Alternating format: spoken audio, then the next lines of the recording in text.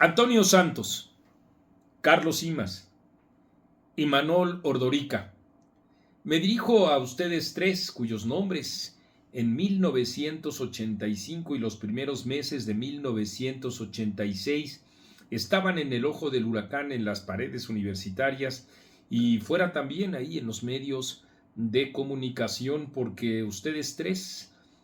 encabezaron, no solo fueron los personajes más visibles del movimiento, que no siempre lo mediático es la miga o el fondo de lo político, y sin embargo en este caso sin duda sí con los reflectores que reflejaban en efecto en ustedes tres los liderazgos principales del movimiento estudiantil más importante que haya tenido nuestro país hasta ahora, luego de 1968. Me dirijo a ustedes para preguntarles si van a seguir admitiendo que se adultere la historia de lo que significó ese movimiento. Si a ustedes les parece solo cháchara verbal o recursos propagandísticos, la serie de imprecisiones o distorsiones y en algunos casos, desde mi punto de vista en aspectos esenciales, adulteraciones del significado de ese movimiento estudiantil que se dio forma bajo las siglas de el CEU, del Consejo Estudiantil Universitario, muchos ríos de tinta, aquí mismo en etcétera, en sus versiones impresas y electrónicas, se han dedicado para explicar, digamos, las razones formales de ese movimiento estudiantil que tuvieron que ver con la iniciativa de reforma que tuvo el entonces doctor Jorge Carpizo MacGregor, que se topó con pared porque no eran las viejas estructuras universitarias como él intentaba que fueran las formas idóneas para procesar una reforma de tal envergadura. Por eso, más allá del rechazo en sí mismo a los exámenes departamentales, al aumento de las cuotas y al condicionamiento del pase automático, ahí lo que se estaba expresando era una sociedad distinta que había cambiado entre el proceso de masificación y urbanización de nuestro país, en particular centrado en las tres ciudades principales y dentro de ellas en la Ciudad de México, una nueva forma de entender la participación política, gestada incluso ya un año antes, unos meses antes, con el sismo que sacudió muchas de las conciencias y que hizo que se volcara en las calles la sociedad civil, que con mucho rebasó a la respuesta que entonces dio el gobierno encabezado en aquel entonces por Miguel de la Madrid Hurtado.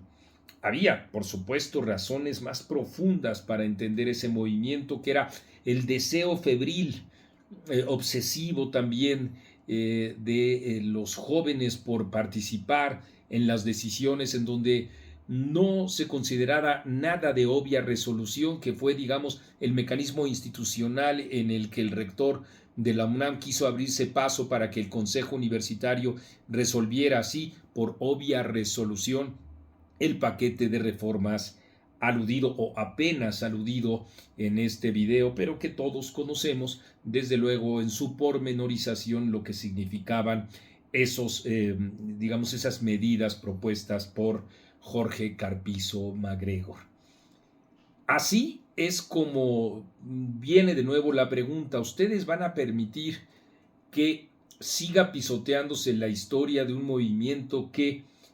con el que ustedes se comprometieron? Yo entiendo, Toño Santos, que tú, al estar trabajando desde hace poco más de 2 años con Claudia Sheinbaum, te sientas impelido por razones de lealtad, por razones de pragmatismo, por razones de conveniencia, incluso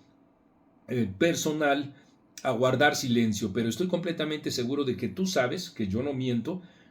con lo que he dicho al respecto de los intentos de la misma presidenta de la República desde que inició su campaña electoral hasta la fecha, y de los intentos también de personajes como Martí Batres por adulterar esa historia que enseguida precisaré, y que muchos de mis lectores y de las audiencias de esta plataforma ya también conocen. Entiendo entonces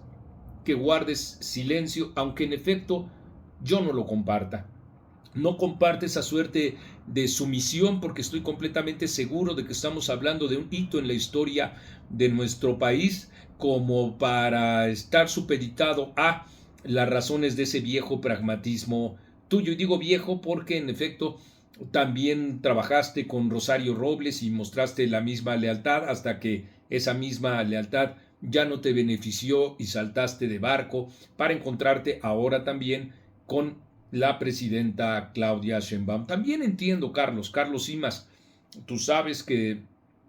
siempre durante ese movimiento estudiantil, igual que a Toño y que a Imanol, mostré mi respeto. Tuvimos cortos o breves y pocos encuentros personales, pero me parece que siempre con claridad, con simpatía, siempre también con buena fe, que nos hicieron al menos dispensarnos mutuamente en el significado de la honradez intelectual. Entiendo bien, tú viviste una desgracia, incurriste en un error que no lo atenúa el hecho de que sea frecuente en la política mexicana, tanto en los partidos de oposición como en los partidos, digamos, que están en el poder, como lo estuvo el PRI, como lo estuvo el PAN, y como ahora lo está Morena, en donde el dinero en efectivo por todos lados circula. Y bueno, pues la diferencia es que tú fuiste grabado y con su difusión, con la difusión de ese acto, prácticamente se acabó tu carrera política, en ti mismo que eres un animal político. Sabes también que yo no miento ni he mentido en lo que he comentado. Desde luego siempre tendremos enfoques distintos, siempre tendremos subrayados o sesgos propios de la propia actividad intelectual que cada uno de nosotros desempeñamos, pero en esencia sabes tú, Toño y Imanol Ordorica, que yo no he mentido al tratar, permítanme el juego de palabras, de desmentir tanto a Claudia Sheinbaum como a personajes que ya he mencionado, en el caso de Martí Batres o de Fabricio Mejía. ¿Y qué digo de ti, Imanol Ordorica, con quien sí he tenido más conversaciones muy espaciadas, pero largas conversaciones, y creo que con más coincidencias que con diferencias? Sabes de mi reconocimiento hacia ti. Creo que fuiste nuestro mejor hombre, si me permites así decirlo, dentro del movimiento estudiantil, con una gran elocuencia, con una gran capacidad de organización y de diálogo también, con una capacidad de equilibrio intelectual y político para considerar siempre las opiniones distintas, ¿no? Desprovisto también de los afanes del protagonismo, y cómo si no, siendo tan jóvenes, ver la atención de millones de mexicanos que estuvieron centrados en ese movimiento estudiantil, que con mucho significó o tuvo como resultados algo más que la detención de estas reformas y el logro de un Congreso General Universitario que se llevó a cabo cinco años después del mencionado acuerdo, no sin antes, desde luego, distintas movilizaciones magnas y un diálogo público que también me parece que fue ejemplar en el sentido de la dirección política que ustedes tres tuvieron, y en el sentido también de la sensibilidad que tuvo la autoridad universitaria. Nos conocimos así, yo dentro de una corriente distinta,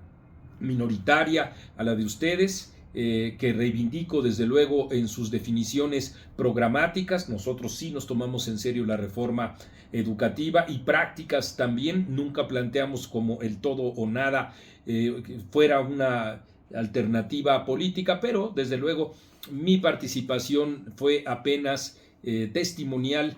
si tomamos como referencia el grandísimo movimiento y la dirección que en ustedes hubo. Así es que yo no tengo ningún interés, ninguna motivación o móvil como para disputar una verdad que es, digamos, puesta en entredicho por parte de la propia Claudia Sheinbaum, Martí Batres y Fabricio Mejía, con afanes políticos. No es así. no me interesa en modo alguno reivindicar una participación como la que tuve en el movimiento estudiantil, de la cual me siento muy orgulloso. Me interesa, eso sí, que ustedes tres sepan que hay quienes somos o tratamos con denuedo intelectual de ser precisos respecto de este movimiento. Ustedes fueron los dirigentes, Claudia Sheinbaum, saben que no fue así. Ustedes saben muy bien que Martí Batres no participó en el movimiento estudiantil, al menos en la primera fase, en la fase importante, en esta que hablé de finales de 1985 y principios de 1986. Saben bien que su participación fue testimonial, sus actitudes de porro